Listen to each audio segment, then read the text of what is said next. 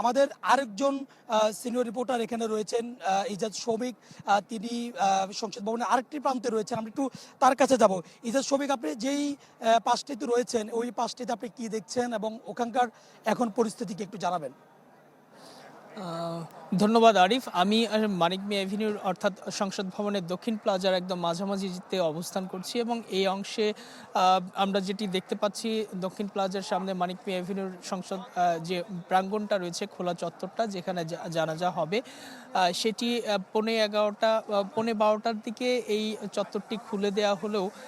সকাল থেকে আমরা দেখেছি সংসদ ভবনের এই দক্ষিণ প্লাজায় বিভিন্ন জায়গা থেকে এবং এমন কিছু মানুষ দেখেছি যে ঢাকার বাইরে থেকেও তারা এসেছেন, এসে আস্তে আস্তে জড়ো হয়েছেন এবং একদম শুরুর দিকে যারা ঢাকার বাইরে থেকে এসেছেন তারাই সকালের দিকে এসে পৌঁছে গেছেন এবং এখনও বিপুল সংখ্যক মানুষ আসছেন এবং মানুষের যে স্রোত, সব স্রোত দক্ষিণ প্লাজামুখী এবং ইতিমধ্যেই দক্ষিণ প্লাজার সামনের যে প্রাঙ্গণটি ভরে গেছে, চত্বর ভরে গেছে, তারপরও বিপুল সংখ্যক মানুষ এই দক্ষিণ প্লাজার যে 4টি গেট রয়েছে,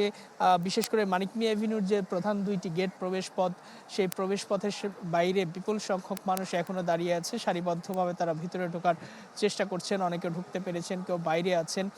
এবং শেষ পর্যন্ত এই যেটি আমরা ধারণা করছি, যেহেতু এখনও প্রায় বিজলি কেবলসের স্কিন কোটেড ইনসুলেশন আগুন প্রতিরোধী। বিজলি কেবলস, নিরাপদ আজীবন। বলা যায় যে 1 ঘন্টার মতো এখনও সময় রয়েছে জানাজার। সুতরাং সেই হিসেবে যে পরিমাণ মানুষের স্রোত এই দক্ষিণ প্লাজামুখী, সেই দক্ষিণ প্লাজামুখী স্রোত এই পুরো মানিক মিয়া এভিনিউ ছাপিয়ে আশেপাশে যে সড়কগুলোতেও অনেকে অবস্থান নেবেন বলে আপাতত এই মানুষের স্রোত দেখে বোঝা যাচ্ছে। এবং আজকে গত বৃহস্পতিবার রাতে যখন তার মৃত্যুর সংবাদটি আসে, তারপরে কিন্তু মাননীয় প্রধান উপদেষ্টা তিনি জাতির উদ্দেশ্যে একটি ভাষণ দিয়েছিলেন এবং সেই ভাষণে তিনি বলেছিলেন যে আজ শনিবার রাষ্ট্রীয় শোক ঘোষণা করা হলো এবং সেই হিসেবে আজকে কিন্তু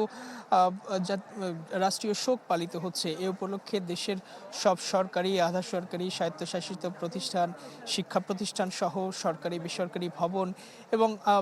বিদেশে বাংলাদেশ মিশনগুলোতে জাতীয় পতাকা অর্ধনমিত রাখা হয়েছে এবং এই ঘটনার পরপরই শোক জানিয়েছে, অর্থাৎ তার মৃত্যুর পরেই শোক জানিয়েছিল বিএনপি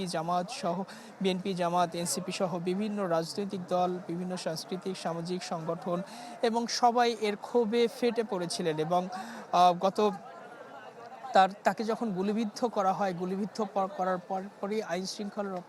পরিস্থিতি যেরকম ছিল, সেই ভঙ্গুর আইন শৃঙ্খলা পরিস্থিতি নিয়ে সবাই ক্ষোভ প্রকাশ করে এবং আপনি জানেন, আবারও যদি স্মরণ করিয়ে দিতে চাই যে গত 12 ডিসেম্বর তিনি ঢাকা 8 আসনে যে নির্বাচনী কাজ করছিলেন, সেই নির্বাচনী কাজ থেকে জুম্মার নামাজের পরে যখন একটি রিকশায় করে তার একজন সহকর্মী সহ তিনি যখন ফিরছিলেন, তখনই মোটরসাইকেলে আসা 2জন ব্যক্তি তাকে গুলি করে পালিয়ে যায় এবং তাকে দ্রুত উদ্ধার করে ঢাকা মেডিকেল কলেজে হাসপাতালে নেওয়া হয়। চিকিৎসকরা তখনই জানান তার শারীরিক অবস্থা ছিল অত্যন্ত সংকটাপন্ন। প্রাথমিকভাবে তাকে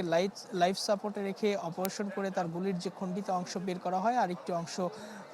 মাথার ভিতরেই থেকে যায়। সন্ধ্যার দিকে তাকে রাজধানীর এভার কেয়ার হাসপাতালে নেওয়া হয় এবং সেখান থেকে গত 15 ডিসেম্বর সিঙ্গাপুরে নেওয়া হয় এবং গত বৃহস্পতিবার রাত 10:45টার দিকে সিঙ্গাপুরের যে জেনারেল হাসপাতালে তিনি চিকিৎসাধীন অবস্থায় মারা যান। এই পুরো ঘটনার ক্ষেত্রে তার বিএনপি জামাত সহ যারাই শোক প্রকাশ করেছে এবং তার যে রাজনৈতিক সহযোদ্ধা যারা ছিলেন, তারা ক্ষোভে ফেটে পড়েন এবং সবাই ঢাকা বিশ্ববিদ্যালয় বা শাহবাগে এসে বিক্ষোভ প্রদর্শন করেন এবং বিক্ষোভ প্রদর্শন থেকে তারা যে বিষয়টি বলার চেষ্টা করেন যে স্বরাষ্ট্র উপদেষ্টার পদত্যাগ দাবি করেন এই কারণে যে 5 আগস্ট পরবর্তী সময়ে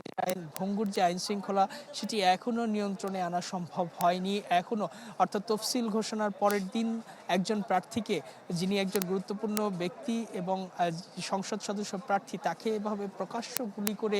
নির্বাচনকে আসলে এক ধরনের প্রশ্নবিদ্ধের মধ্যে ফেলে দেওয়া হয় এবং